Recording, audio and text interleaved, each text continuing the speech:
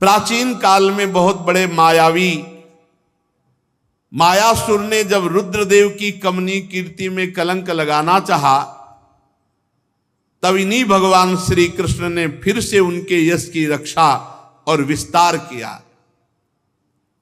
राजा युधिष्ठिर जी ने पूछा, नारद जी, मैं दानव किस कार्य में जगदीश्वर भगवान शंकर का यश नष्ट करना चाहता था और भगवान श्री कृष्ण ने किस प्रकार उनके यश की रक्षा की, आप कृपा करके बतलाइए। नारद जी ने कहा, एक बार इन्हीं भगवान श्री कृष्ण से शक्ति प्राप्त करके देवताओं ने युद्ध में असुरों को जीत लिया,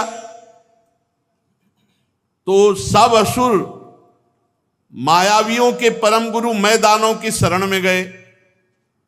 जब देवताओं ने असुरों पर विजय प्राप्त कर ली, तो सब के सब असुर मायावियों के परम गुरु मैदानों की शरण में गए। मैदानों ने कहा, हम ऐसे पुर की रचना करते हैं जिस पर देवता विजय प्राप्त नहीं कर पाएंगे। शक्तिशाली मयासुर ने सोने, चांदी और लोहे के 3 विमान बना दिए। वो विमान क्या थे? 3 पुर ही थे। इतने विलक्षण थे कि उनका कब आना हुआ, कब जाना हुआ, कितने शीघ्र से प्रकट होना, कितने शीघ्र से अंतर ध्यान हो जाना, और अपरिमित अस्त्र शस्त्र से, सामग्रियों से भरे हुए विमान। दैत्य सेनापतियों के मन में अब तो बड़ा उत्साह हो गया। मायासुर ने जो 3 पुरों की रचना की, लोकपतियों के प्रति वैर भाव था ही, उनकी याद करके तीनों विमानों के द्वारा वे छिपे रहकर सब लोगों का संहार करने लगे।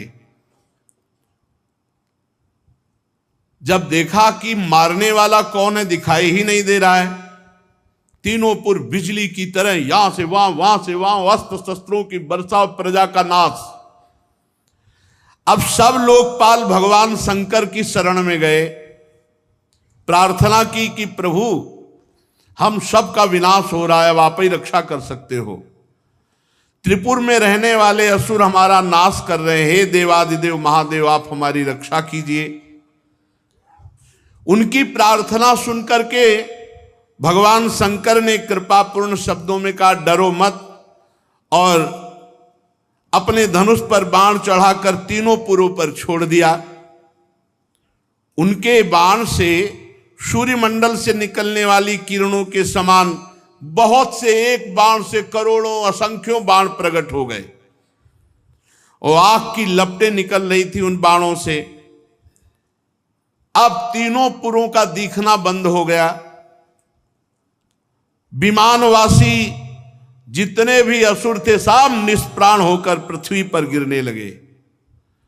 महामायावी मैं दानव बहुत से उपाय जानता था, वो सब दैत्यों को उठा लाया और अपने बनाए हुए अमृत कुंड में डाल करके पुनः जिला दिया। अब वो सिद्ध अमृत रस का स्पर्श होते असुरों में और तेज और बल बढ़ गया, और सबके शरीर वज्र के समान पुष्ट हो गए।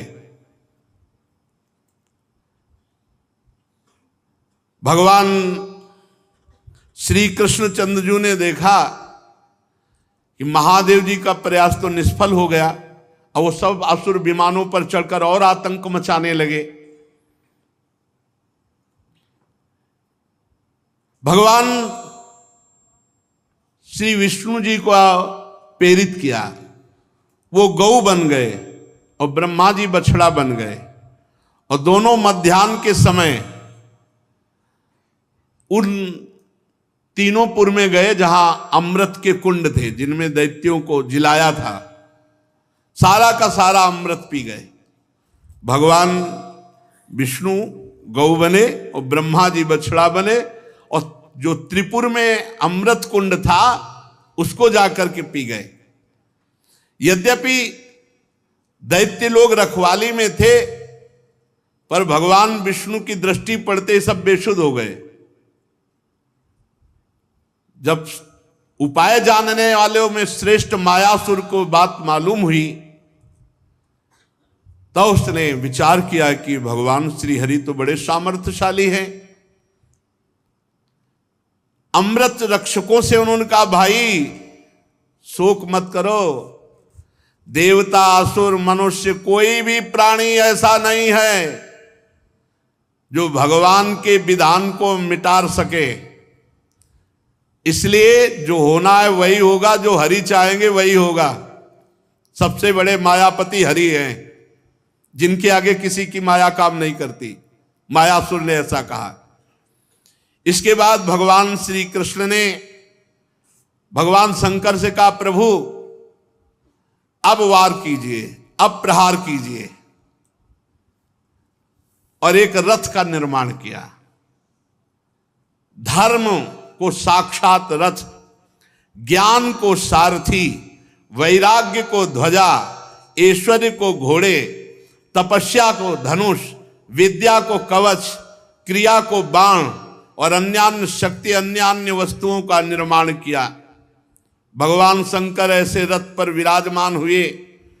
पिनाकपाणी भगवान शंकर ने अभिजीत मुहूर्त में धनुष पर बाण चढ़ाया और तीनों दुर्भेद्य विमानों को भस्म कर दिया।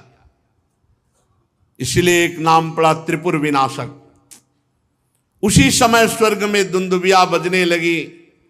देवता ऋषि लोग देवादिदेव महादेव जी के ऊपर पुष्पों की वर्षा करने लगे।